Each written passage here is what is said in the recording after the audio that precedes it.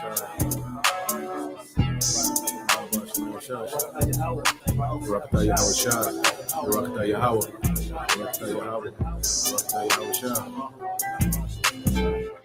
ye Yahweh, sing unto Yahweh. So praising Yahweh is singing to him, right? A new song. And his praise in the congregation of saints, Israelites. Let Israel rejoice in him that made him. Let the children of the remembered ones, to Zion one, be joyful in their king. Let them praise his name, Yahweh. In the dance, let them sing. See, praise and sings in the same sentence. Sing praises unto him with the timbrel and the harp. For Yahweh taketh pleasure in his people, the Israelites. He will beautify the meek, we the meek, with salvation. He's going to save the elect. Salvation means to be saved from impending danger, right? Delivered from impending danger. Let the saints be joyful in glory. Let them sing or praise. Let them sing aloud upon thy beds. We're going to be getting up in the morning. So we're going to get up in the morning singing. And you're going to get up, you lay with one of your wives or concubines or whatever. So when we get up in the morning, we're going to have a smile on our face. That's what Psalm 149 is talking about. When we get up in the morning, we're going to be singing and dancing. We're going to go to sleep happy. We're going to get up happy. We're going to eat happy. Every time we eat some food, it's going to be good. So a typical morning in the kingdom, the first coming to America. Akeem, he was in the kingdom of heaven. So that's how we're going to be. We're going to be able to communicate with the animals.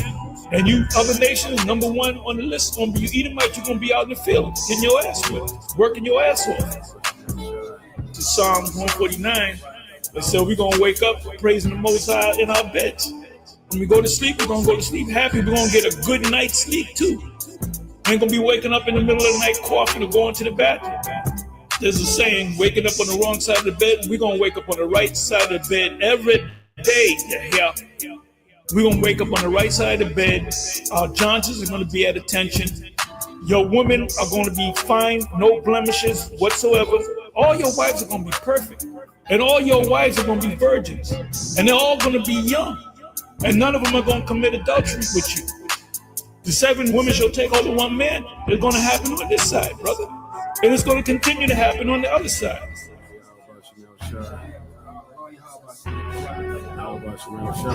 Hey, the scripture said we're going to raise his name in the dance, right?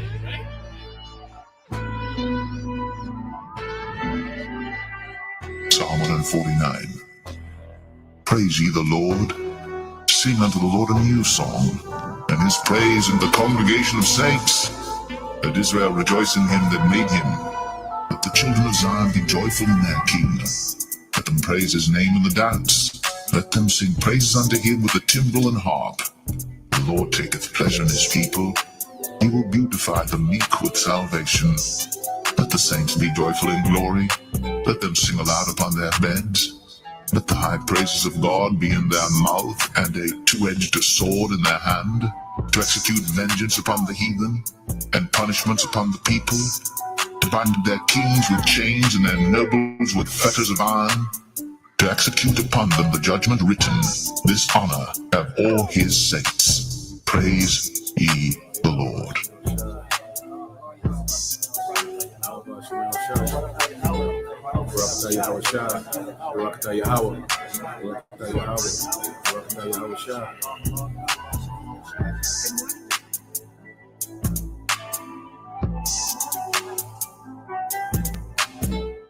Good morning, Your Highness.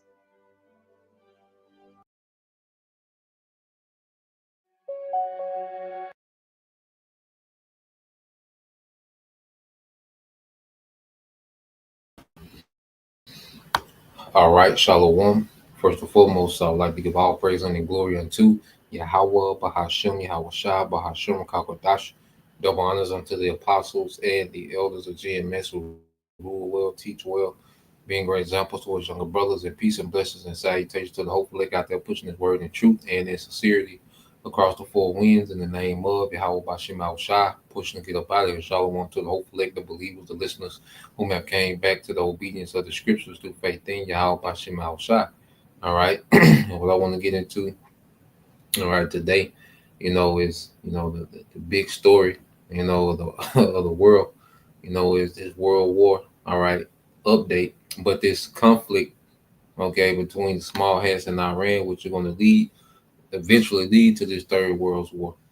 And this is the major topic of the world. You look at news outlets, it's continual coverage, continual footage, continual updates.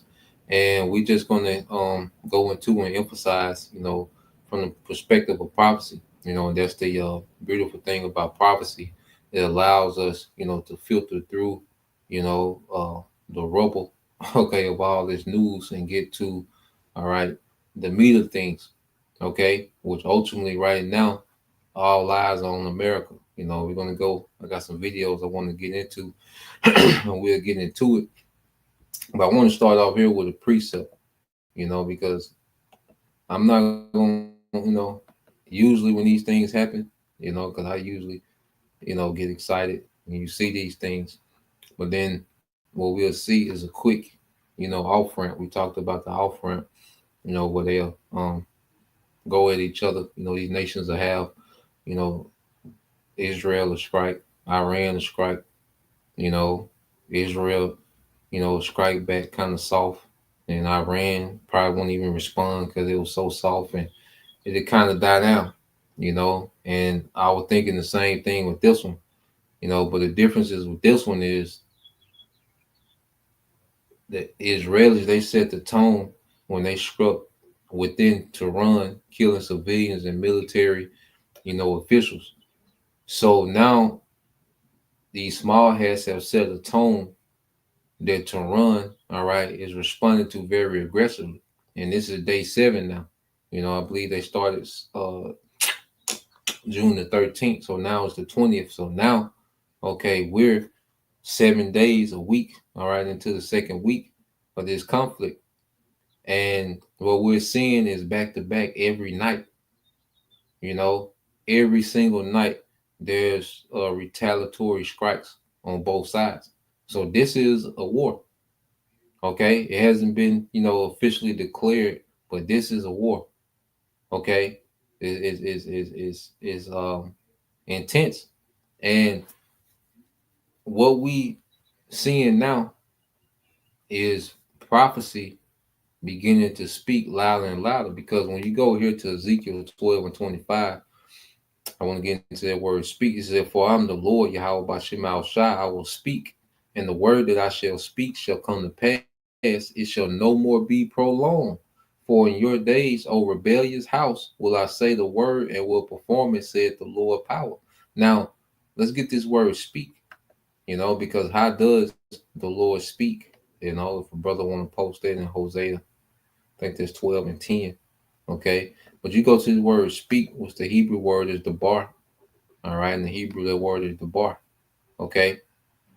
Now, when you go into the definition, says to speak, to declare, to converse, to command, to promise, to warn or threaten, okay, or to sing, as we're singing the new song.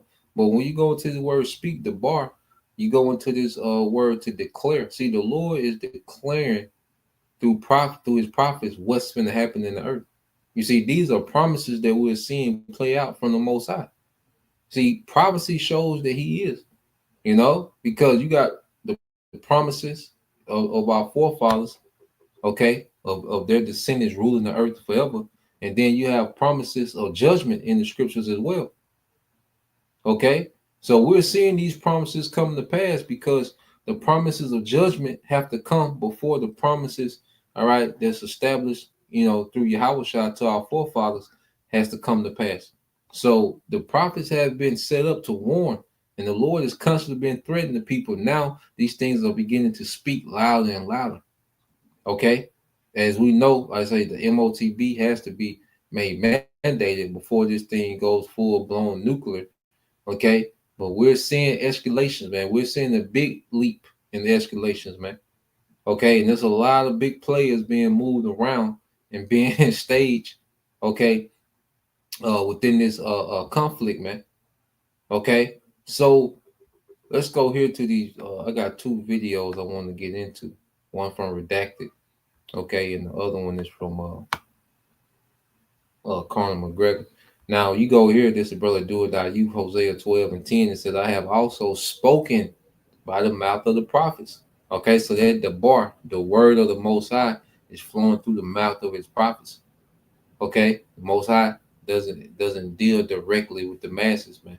Okay, he has ambassadors, which are the prophets, and we've been telling you a war. Matter of fact, brother can post that too, Jeremiah 28 and 8. And I have multiplied visions and used similitudes by the ministry of the prophets, man. And also the visions that was given to our forefathers, they seen a lot of visions of war. Okay, a lot of different prophets seen the vision of war. Okay, Isaiah, he described the nukes as a scroll rolled in the clouds. Okay, Joel, he described the nukes as a great army. Okay, Jeremiah described the nukes as arrows. So all these things that the visions and the words, okay, that our forefathers, was given. Okay, we're beginning to see them speak more and more. Okay, now I want to go here. All right, Redacted got a pretty good segment, dealing with an update of what's going on, and we're going to show you that now everybody's waiting to see what America's going to do. Showing you that America, all right, is a focal point of prophecy, man. Everybody's waiting on Babylon, seeing how they're going to respond, okay, to this current conflict, because we everybody know that that's their man's, okay. The small hats, they know that America is their man's, okay. So they're going to stand by, all right, and let the and let the folks get whooped like that, man. Let their people get whooped like that. Okay, so America's in a situation, all right, and a lot of things hinge, okay, on what America does next. We're just going to take this thing to a whole nother level. Okay, so and they can these nations can get drawn into a war, and it can be a conventional war, for the next year, two. We don't know. You see, so just even if these nations, America enters and these other nations enter in. It could be conventional, for a while. All right, but eventually it's going to go nuclear, man. Or the Lord can wrap this thing up. He can have the CHIP mandated quickly, and the war, go there. You see, the Lord can he can fold this thing on up, man. You know, so we just have to be prepared either way. Because scriptures say our salvation is nearer than when we believe. Okay, so let's get this, and then I'm gonna go to this video. Okay, and we'll commentate from there in the spirit. But it's from the brother Do or Die Youth, Jeremiah 28 and 8. It said, the prophets that have been before me and before thee of old prophesied both against many countries and against great kingdoms of war, evil, and pestilence, man. So we're carrying on this legacy of our forefathers of prophesying against these great kingdoms, man. America is a great kingdom, this beast system. America, NATO, and EU, the Rome Empire revived in the earth. We're prophesying against it of war, all right, evil and pestilence, man. And that's what's to come. This is the stage that we're at with it, man. All right, this is what we're watching happen real time, man. So let's go from there and let's play this. All right, and they're gonna go into some things. We're gonna address a couple of things. I want to fast forward. I'm gonna fast forward to the interview that he has with this, this war analysis as well. All right.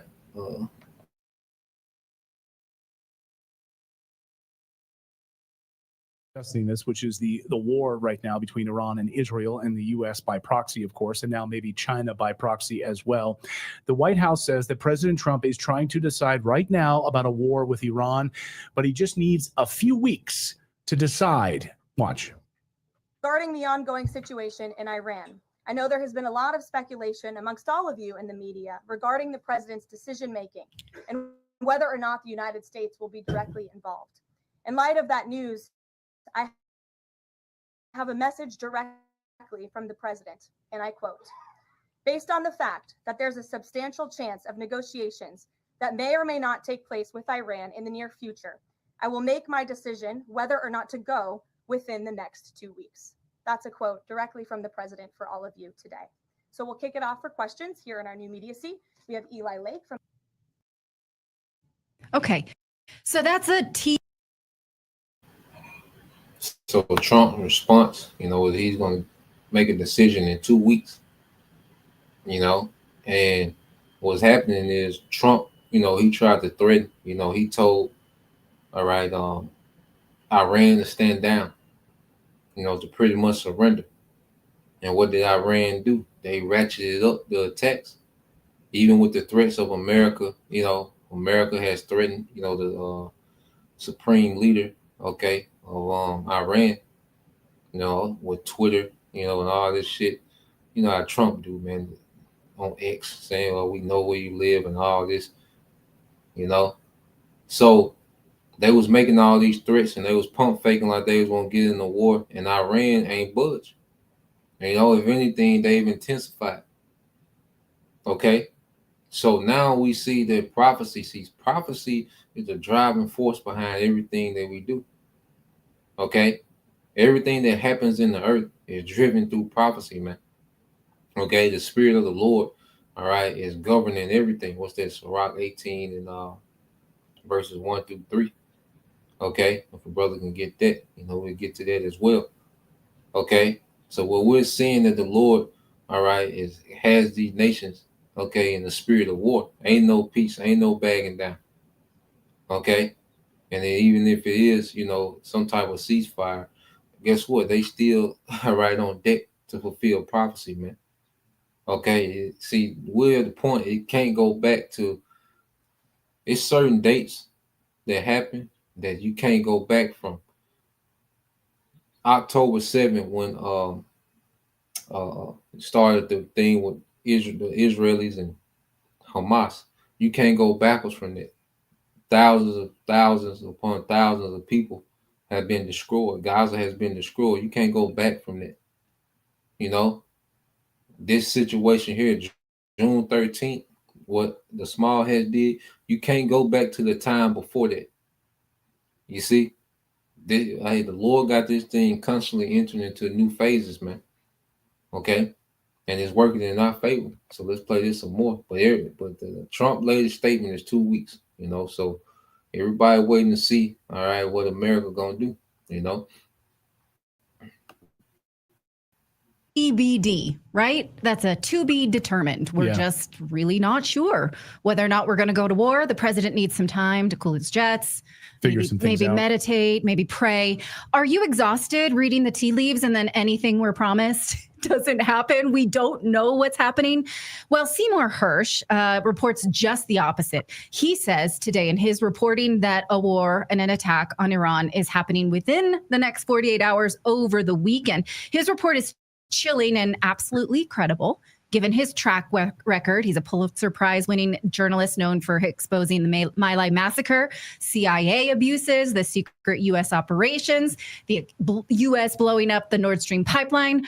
We trust him pretty much. Here's what he says, that what I've been told is that a war is coming. He says, this is a report on what is most likely to happen in Iran as early as this weekend, according to Israeli insiders and American officials I've relied upon for decades. It will entail heavy American bombing. I have vetted this report with a longtime U.S. official in Washington who told me that all will be under control if Iran's supreme leader, Ali Khamenei, departs. Just how that might happen, short of his assassination, is not known. There's a great deal of talk about American firepower and targets inside Iran, but little practical thinking, as far as I can tell, about how to remove a revered religious leader with an enormous following.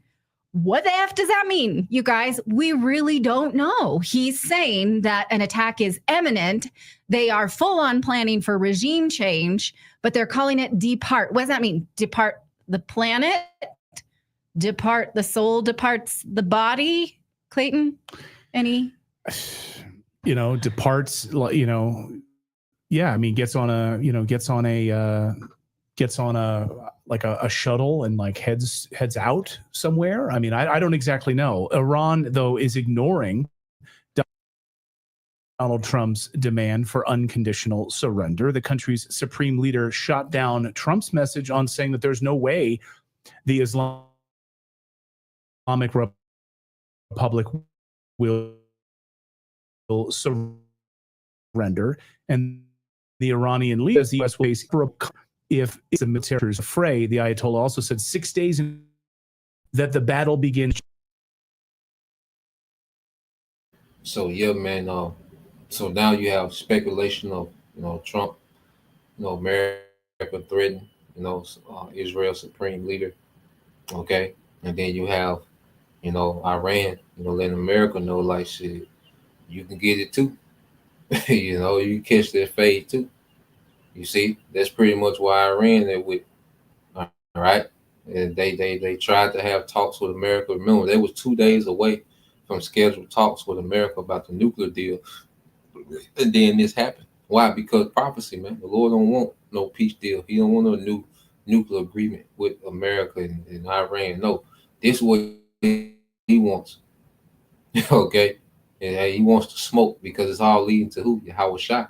Because remember, he's going to send Yahweh Shai in the midst, okay, of these things. Matter of fact, my brother get that in 2nd Ezra 13 verses 30 and 31. So let me get this. All right, this is Sirach, the brother do or die. You Sirach 18:1 says, "He that liveth forever have created all things in general." Okay, which is the Heavenly Father. You see, it says the Lord only is righteous, and there is none other but He. Okay, it's the point, verse 3.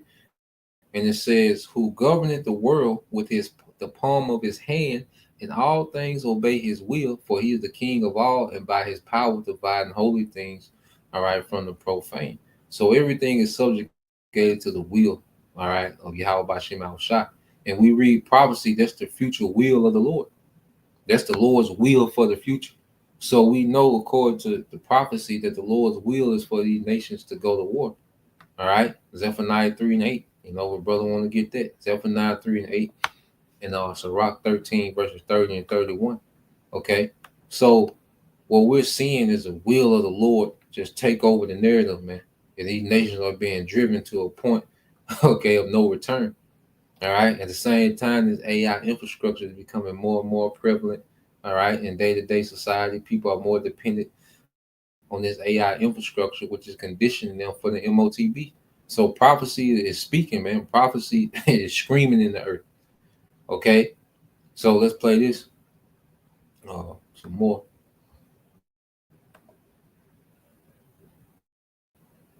Just talk? Is it just bluster? Or are we in for hell on earth as the night unfolds? So what we've seen so far hasn't really been a battle at all. Just like an opening salvo. I spoke to some Israeli friends today in Tel Aviv, former IDF, who said it's about to get very dangerous.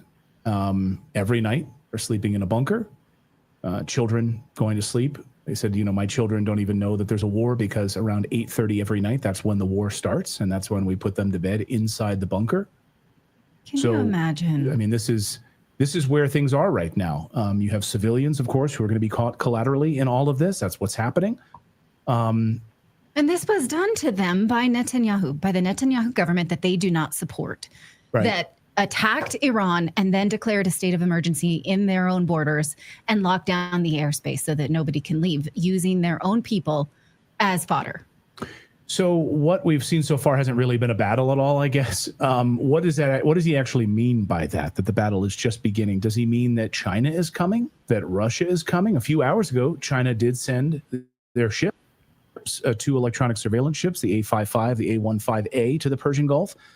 China has very deep ties to Iran and is very worried, of course, that their proxy would be eliminated. They have massive deals, the Belt and Road Initiative, massive oil deals. Is China going to sit idly by while one of their main partners is eliminated? Overnight, Iran launched multiple missiles. So, yeah, China has some resources to the Persian Gulf.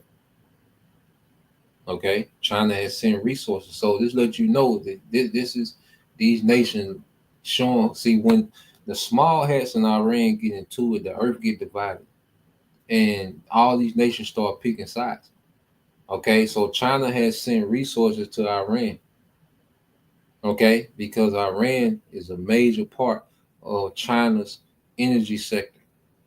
All right, China is heavily dependent on manufacturing, and they need the Iranian oil, okay, to fuel their manufacturing sector. There are certain oil fields in Iran that only produce oil for China. Okay, their whole that you have certain oil fields in Iran where their only customer is China. Okay, China not gonna chill, and Russia and China are joined at the hip. They coming together. Okay, even in Ukraine, China has been aiding Russia in this fight with Ukraine. Okay, so now we're seeing moves being made. Okay, that's going to lead, all right, into, because a world war is a fight on multi fronts between multi nations, man. But this a situation with the small hats in Iran, this gonna be the powder keg, you know. So let's play this some more. They're gonna jump to this interview. Missile strikes into the heart of Tel Aviv, striking military targets. They also hit Tel Aviv's largest hospital, which sits right next to military facilities. Of course, that's the dirty truth in all of this, right? That most of Israel's most important intelligence and military targets sit next to civilian infrastructure. Their version of the Pentagon that was hit last week sits next to civilian high-rise buildings. Civilians, of course, are good human shields.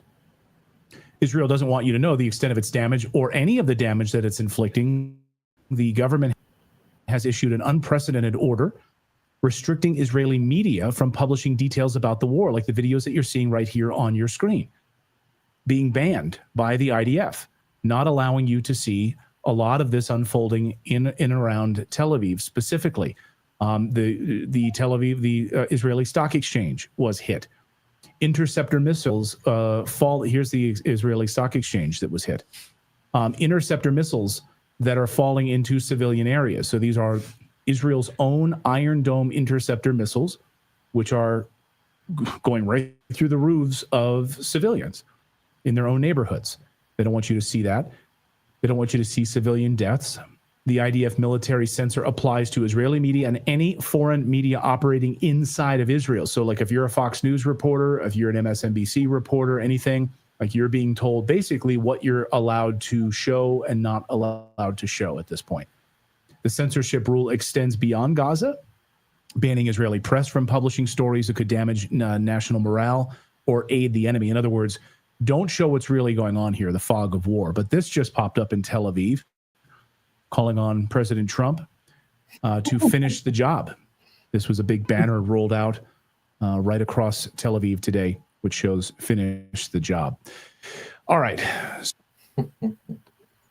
Yeah, man. So they're begging, all right, America to get involved, okay? Because they started a fight that they can't finish. They're nowhere near equipped to finish this, okay?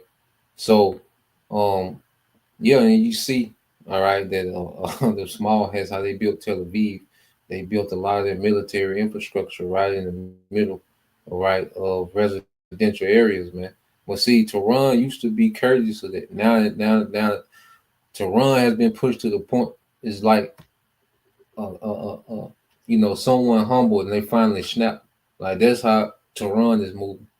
You know, when someone's humble, they really, unconfrontational. They try to avoid confrontation, but when they finally snap, so the things that Iran used to have courteous about, that's not there anymore. Okay, that's gone. So whatever, all right, those military installments said, you don't give a damn what's around it, they being hit. Okay, and then like I say, the Lord got to where those missile defense projectiles are missing those Iranian missiles, then falling back on Israeli civilians, man. Okay, the Lord's a just power, man. You can't just do genocide after genocide and just destroy and nothing happens to you, man. Okay, so the same thing, same way they did Gaza, Iran is doing them. Okay, the same way they pummeled Gaza, Iran is doing it to them. We're seeing a bully being bullied, and now they calling on the other bully, America, to jump in. Okay, so the pressure is on America, man. All right, and America knows that war with Iran ain't gonna be sweet. Okay, so let's go here. I want to fast forward to the interview, and he's gonna bring out some points too. This guy here, Colonel Dan Davis. All right, so he's ex-military as well. So let's play this. Watching what's unfolding, because it's like minute to minute right now. The Israeli media clamping down on this, really a censorship regime put in place, so you can't see what's happening there. Yesterday, we had Dr. Gilbert Doctorow on the show, who says that the Iron Dome has about a week left. I spoke to some Israelis today inside of Tel Aviv who say that may or may not be true, but imagine waking up every day having to spend $40 million on using interceptors. He's like, these Israelis told me that there's a lie being told about the Iron Dome, that when we see these missiles coming in, these hypersonics or these other missiles coming in from Iran, that we're launching like one interceptor from the Iron Dome and we're having a 90% success rate. That's a lie. We're sending up dozens of interceptors from the Iron Dome, and almost all of them are failing. We may get one or two successfully that hit. So we're expending millions upon millions of dollars from the Iron Dome on a regular basis. Then you saw Seymour Hersh's reporting that says that the Iranian strike is coming from the president. What is your assessment, Colonel? Yeah, listen, in terms of the Iron Dome, it's a multi-layered system. It's the Iron Dome, it's the David Sling, it's the Arrow 3, it's the U.S. THAAD system, U.S. Patriot systems, and according to Netanyahu earlier today, also our Aegis ships in the sea off the coast, all of which are trying to help provide air defense for Israel. But as we had Ted Postal, a former MIT professor, on the show yesterday, who graphically depicted that there are whole scores of flows of Iranian missiles that come in that don't even have an attempt at an interception. And then some of the video where there were some attempts, you see most of them miss. It's looking like somewhere around 10% effectiveness, which is actually surprising in some regards. It's that high because a lot of the interceptor missiles, especially those the hypersonic missiles, there's nothing that either we or Israel has that can intercept those. That's why they're having such effect on the ground. So we need to understand that very clearly, that this mirage that Israel had this protective air defense dome over it, which was always a myth, now is being exposed as a myth. And who knows that maybe that's the reason why Trump postponed for his alleged answer for whether or not he's going to join the war for a couple of weeks, because maybe they want to get more interceptors in for Israel, because I mean, at least 10% is better than no percent. So maybe they need to restock that. I don't have any independent knowledge about whether they're running out of interceptor missiles a lot. I read the Wall Street Journal article that said that they were running low. It stands to reason, because when you use that many missiles over this concentrated period of time, you're going to run short on them. And we don't have the capacity to continue to manufacture these things at pace. We can't do it for ourselves, for Ukraine, or Israel. So hopefully President Trump is looking at some spreadsheets and going, it wouldn't be a good idea to get into a war that we don't have the capacity to continue to wage to protect our people and still have any kind of a success. So I really hope that's what is going on. Now, it gives us a sense that Israel and the American administration, no matter who's in power in the Uniparty, has lied to us about an Iron Dome, giving us this false sense of security that it can be done when clearly it can't. And Israelis should feel lied to about this, watching bombs rain down in a city they said they were told this couldn't happen to. But is there maybe some tactical, it's awful to say this, but people have been dying there for years now, that let Israel run out and then they have to negotiate when their government shows no appetite for negotiation. In fact, they launched this to thwart negotiations. Is there who has to die in the meantime, but is that a tactic? Well, listen, I mean, it's not like they need to run out. I mean, I think that they need to be cognizant they don't have a protection now. Whether they have another 500 missiles or not, they're still going to get a very small percentage of the incoming missiles. Of course, we also don't know how many more Iran has. There's some allegations they have several thousand more that they could use. Some people claim they're getting close to the end. No one really knows. We'll just have to wait and see what continues to happen. I'm pretty confident that Iran would, even if they were getting low, they would have reserved a certain amount for the expectation that they have to fight the United States someday, and they don't want to do that empty-handed. So So you have the Iron Dome only intercepting 10%. Okay, and speculating 10% of the incoming missiles. That's terrible. Okay, you have a better chance of just trying to, if you're on the ground, just trying to play dodgeball with the missiles, because Iron Dome is trash. Okay, and they don't know what's Iran stockpile of missiles. They just guessing. Esau was looking bad at the end of his rulership. Like this nigga's looking terrible. So he just guessing. He just hoping Iran doesn't have as many missiles as they say they got, if not more. And it's the spirit, because when you go into King Cyrus, which he was a Persian, he was around the day he would be considered Iranian. All right. But when he came into power as a young king, and he went up against Lydia, and Lydia was like the richest kingdom, all right, in the Mesopotamia at the time. So him and Cyrus, Cyrus went to war with him to take down Lydia. And one of the strategies of, the king of Lydia, I think it was like Astyages, if I'm saying it right. But they was in a war one time, and one of his strategies when he got pinned down by the Persian army was that we just gonna wait it out till they run out of arrows. Well, the Persians never ran out of arrows, all right, and the Lydians were slaughtered. Okay, and this is like the same, all right, mindset that the small has got. Like we just gonna wait till they run out of missiles. Okay, which arrows, a missile like the modern day arrows. Okay, well, this is the Israeli strategy, man.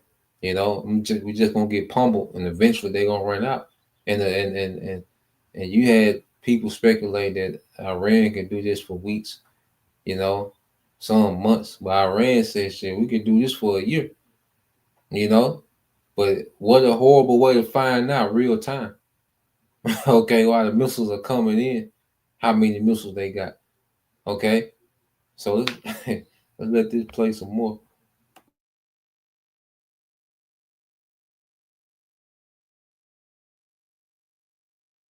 I'm sure that they have some decent amount left. That needs to be happening. What you described, they're finding a way out of this diplomatically needs to be happening right now. But unfortunately, from all I've seen today, and I saw a number of comments from Netanyahu, that he's just trying, like, doubling down and trying to suck the United States in to fight this for him, because I think they realize militarily they're not going to be able to win this on the ground or achieve any kind of success that they may want. They're not going to be able to take out the Fordo system. And by the way, just to be clear, in case anybody's confused on this, the claim that our GBU-57 bunker buster, that 30,000-pound bomb, would take out Fordo, I think is very unlikely to be accurate, because what nobody that I've seen is talking about this in the Western side is that the Iranians apparently, according to apparently some Chinese sources, have developed their system so that instead of like just a bunch of ground or just concrete that the missile could try to penetrate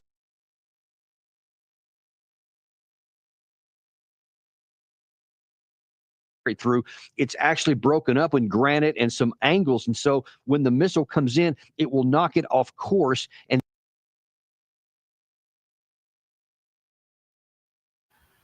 the brother said there was no sound. Is there sound coming through on y'all end? I don't know. Now let me know. Okay, come, bro. All right.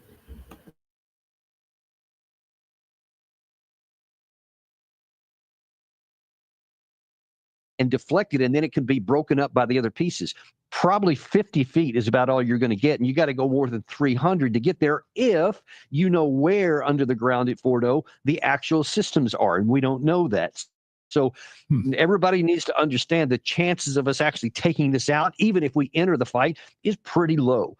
And why would you want to risk something that has a low probability of success and a high probability of getting Americans killed in the blowback that it would definitely come is anybody's guess. I again hope that's the reason why Trump delayed, because sources I had in the White House told me that the chance that there would have been a bomb dropped by this weekend was pretty high, and now all of a sudden it looks like it won't be.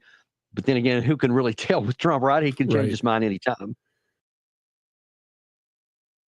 So basically, what he's saying, because there is certain bombs that America got, what you call the Moab, all right, the mother of all bombs, and they call it bunker busters, that it can penetrate so far into the ground, all right, and they saying that's what needed to destroy Iran's nuclear facilities.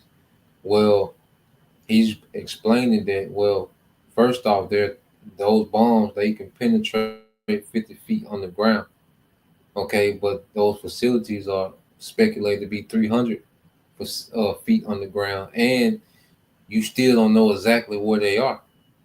So pretty much you will be guessing. It'd be a guess job. You see? But the blowback ain't gonna be guessing. See, if America come in and they drop them bunker busters, okay, and they guess, okay, and it's a good chance that they don't get the job done. All right, they just out there guessing. Well, Iran's retaliation ain't gonna be guessing. It's gonna be precise. When they start striking American assets, it's gonna be precise. So he's saying, why would you even risk? Okay, but we know why, because it's prophecy, man. This is how you know that it's prophecy, man, because it doesn't make logical sense what the small ass or America is doing, how they moving, but it's prophecy, man. Okay, go ahead. I'm gonna let you play some more. Maybe a two-pronged question here. What does China do? Sources I've been speaking to today say this is the big wild card here. China will not lose their proxy in Iran. They have massive deals, Belt and Road Initiative deals with Iran, massive amounts of oil deals that fuel China. They are not going to allow Iran to fall. So what will China do? And I guess the other piece of this is when you hear Khomeini say that the battle has just begun and Israel is sort of like, battening down the hatches for tonight in the next 48 hours could be pivotal. What do you think that he means by the battle has just begun? Well, I think that I guess, well, let me take your questions in order. First of all, about the Chinese. I mean, a lot of reports have been suggesting over the last 2 or 3 days, a lot of Chinese transports, 747 style aircraft have come in delivering something. We don't know what.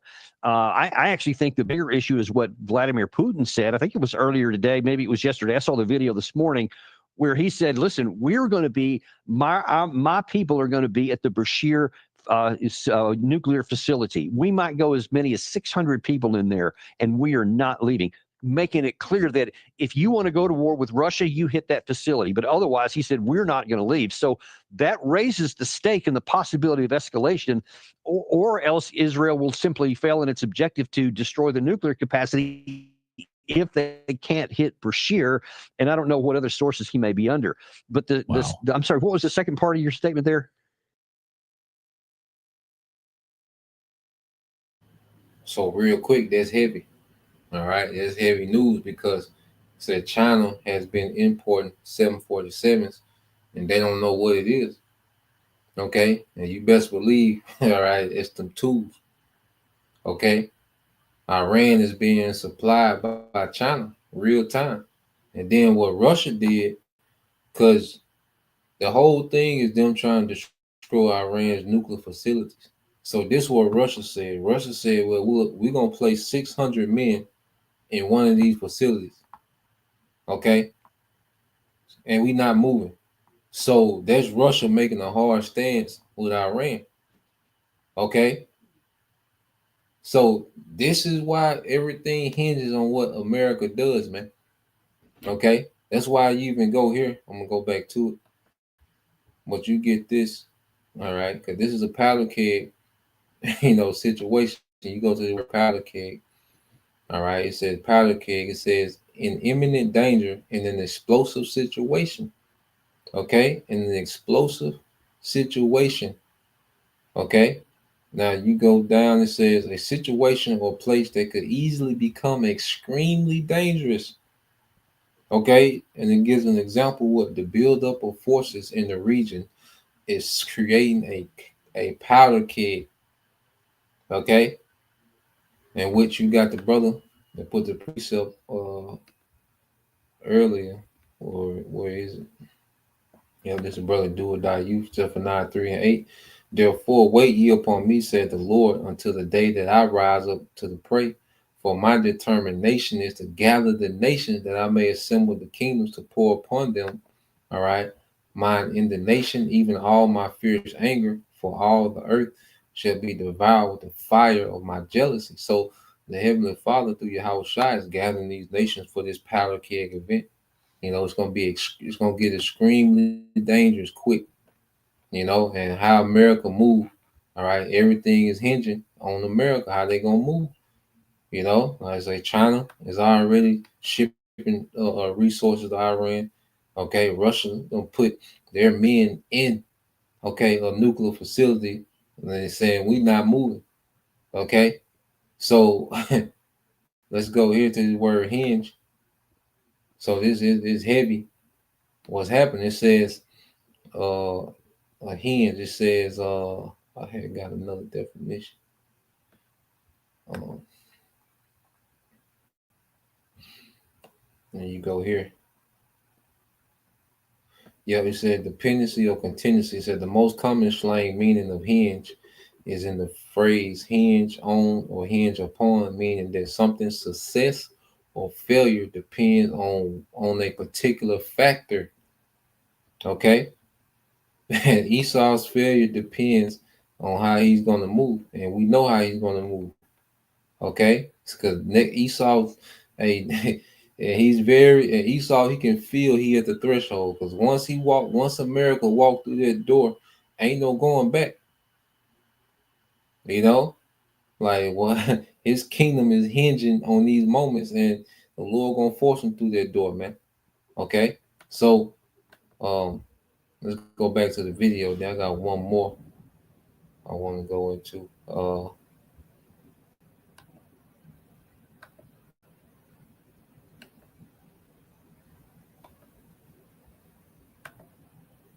Just about the battle about just beginning. Yeah, right. Yeah. So listen, Iran fought. They suffered over 1 million casualties. Some have it even higher than that, but apparently the low end is a million. Over 8 years, they know what it means to suffer, and they were willing to put forth whatever effort is needed to continue to survive as a nation. And of course, the hope is that a lot of these folks have had, Lindsey Graham being apparently the chief among them, is that they want a regime change, and they figure that they'll try Libya style to weaken the government apparatus enough so that they can't control the population. Then the population will rise up and overthrow him. I suppose there's some possibility of that. I think it's pretty low, though, because Iran is aware of that. They are certainly aware of the Libyan model, and I think that they have built-in fire breaks for that. But if that doesn't happen, I mean, you can't win a war by just lobbing a bunch of bombs in a country as big as Iran. I mean, for crying out loud, it's whatever it is, like 20 times bigger than Israel or so, and much bigger than Iraq. So you're not going to defeat that nation by lobbing a few missiles. So I really don't know what the Israeli objective, their military objectives are, because it seems pretty unlikely to me they're going to succeed in any of them. Now, talk a little bit about the way that this is presented to the American people, as if it will be easy, as if, precision strikes is all it takes, is that we can minimize civilian deaths, as if Iran is this backwater that, there's nothing there anyway, so who cares what we do to it? This is all a part of the narrative we saw selling us the war in Iraq. Yeah, there are too many illusions between the 2003 Iraq War and this one for my comfort. The least of which is that it's not going to be that hard. And, when trying to sell us on all this information that, intelligence says that they were just about to have a bomb, and we just have to take their word for it, even though all of our intelligence sources said that they didn't, and they didn't have a plan. They didn't have an intention to do so, or the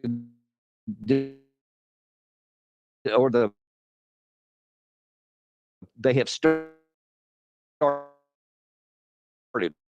Now, they do have the capacity, and events like this what that has happened to the bomb, do this. You make the that guarantee security is by your bomb. This will push them in that to working diplomatic, do that. The Lindsey Grahams of this world, the Ted Cruzes of this world, no, they want to join in with Benjamin Netanyahu to destroy and kill everybody in the Middle East they don't want. And what is it? Newt Gingrich last night went on Fox News on Hannity and said this is a golden opportunity. This is going to be the Gorbachev Thatcher moment. It's going to be Trump and Netanyahu, and they're going to usher in this peace. They're going to put in place a friendly government, this friendly to the West inside Iran. It's going to be great. And I'm like, what planet are you guys living on? I mean, have you been smoking some cocaine or something? Because Planet war propaganda. That's their plan. Yeah, it is. But, you know, even if you take morality out of it, why pursue something that has almost no chance of success unless you're like, well, maybe if we roll the dice and it happens to work, cool. And if not, well, it's just the Israeli people and the Iranian people that die. So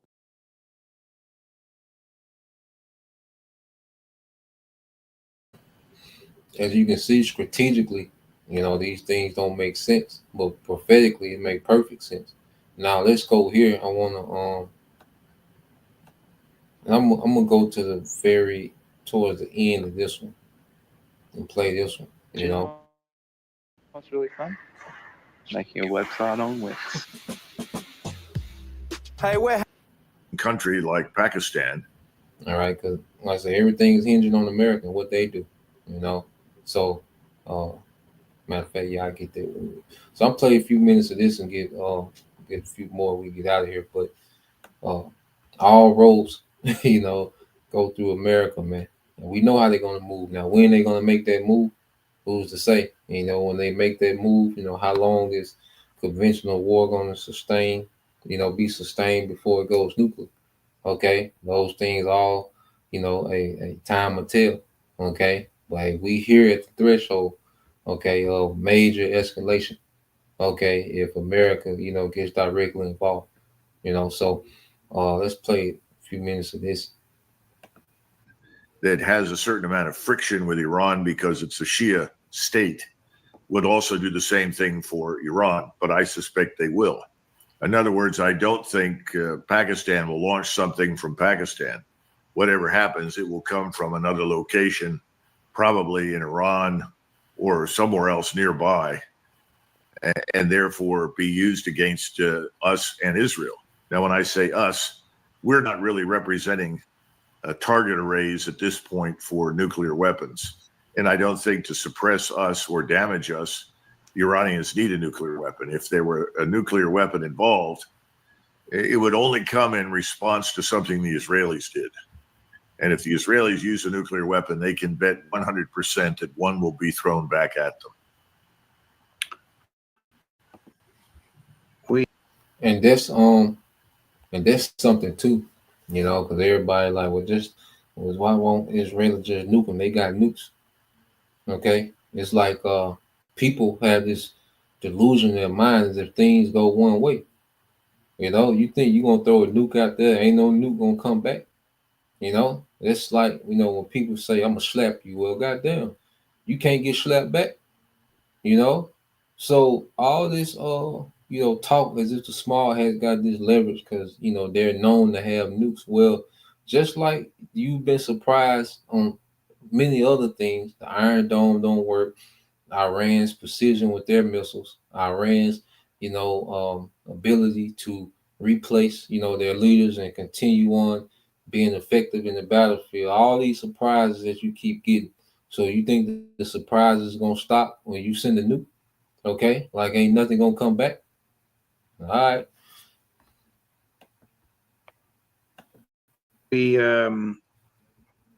If the United States, if Donald Trump, the president of the United States, decides to wage a serious and substantial attack on Iran, is the United States mainland, where you and I and people we know and love and work with and 330 million other Americans live, at risk?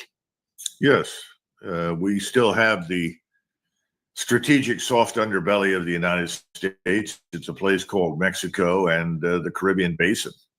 And any number of things could find their way into the United States from that region. We've got probably 30 to 31 million people in the United States about whom we know absolutely nothing that came in over the last 4 years. And as Director of National Intelligence Tulsi Gabbard pointed out months ago, we don't know anything about them, but we know that they include many terrorist and criminal organizations from the Middle East and Central America. And we should expect that they will manifest themselves. Now, how will they do it? Where will they do it? I don't know, but we've got numerous nuclear power stations, power grids. And as you know, we have people that are vulnerable in all sorts of places, malls and elsewhere. So any number of terrible things could happen. And it's interesting to me that people are trying to make fun of or mock the Iranians for their inability to keep out intelligence agents from operating inside their country. Well, Iran is a little less than half the size of the United States. We are enormous, with borders and coastal waters that stretch for thousands of miles. We haven't even controlled those borders or coastal waters very well for years. Anyone who thinks that we are somehow or another invulnerable to this kind of activity is crazy. I'm sure there are all sorts of cells operating inside the United States that could pose very serious risk to us. And I think we ought to take it very seriously. Hopefully, President Trump is being told about it. You know, how many millions of illegals that include terrorists or criminals are we dealing with out of 31 million? Is it 500,000, 100,000, 200,000? And we have no more than 21,000 ICE officers? Are we kidding ourselves? We're in a lot of trouble, Judge. Would Iran have an easy time of attacking the American troops that are in the Middle East? Well, I don't know if I would call it an easy time, but could they be attacked and could we sustain thousands of casualties? The answer is absolutely. These bases stretch across Jordan down through what we used to call the Shia Crescent or Mesopotamia, down into Qatar, Bahrain, and other locations, even in Saudi Arabia, where we have airfields and air bases. And the Iranians have made it very clear that if any of these states offer their bases to American access, that they're at risk. We also don't know what would happen in Jordan. That's a very tenuous place right now. The population there is very explosive in its attitudes, and the violence that could break out there could also affect us. I don't know what the Shiite militias and others in the region would do to our remaining bases in Syria or Iraq, but I don't think it would be friendly. Look, the code to losing weight was cracked a long time ago. The problem is nobody is doing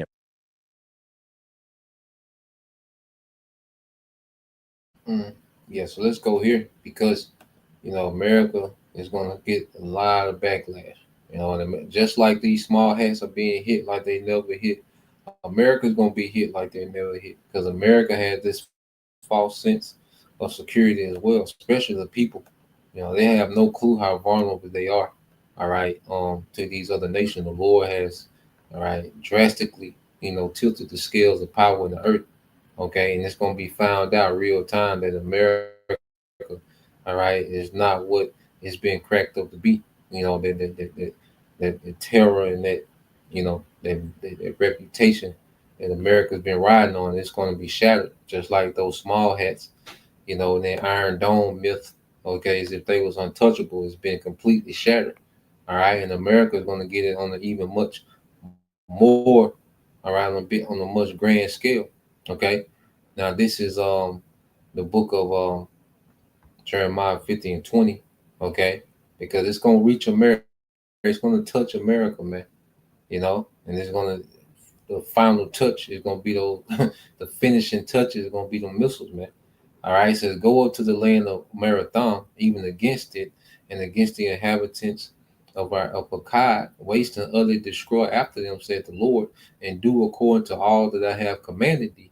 Okay, and this is speaking of America, man. This is a decree going out from the Lord to all these nations, man. All right, to where America is going to be done. You see, the Lord has a hit out on America, man. You know, from these different nations. Okay, the chariots, your house shy, like the Lord, all right, has a major hit out on America, man. All right, and America is falling into that trap. All right, so you go into his word, all right, marathon in the Hebrew is marah dayum, marah dayum, marah dayum, and it says what, a double rebellion, another name of Babylon. Okay, double bitterness, man. You know, which things have been double. This captivity has been double bitter for us, but now the Lord is finna visit. Okay, this place, man. All right, and America is known for its rebellion against righteousness, man. Okay, and then it said, I also call it the land of Pakad. All right, which in the Hebrew is Paquad.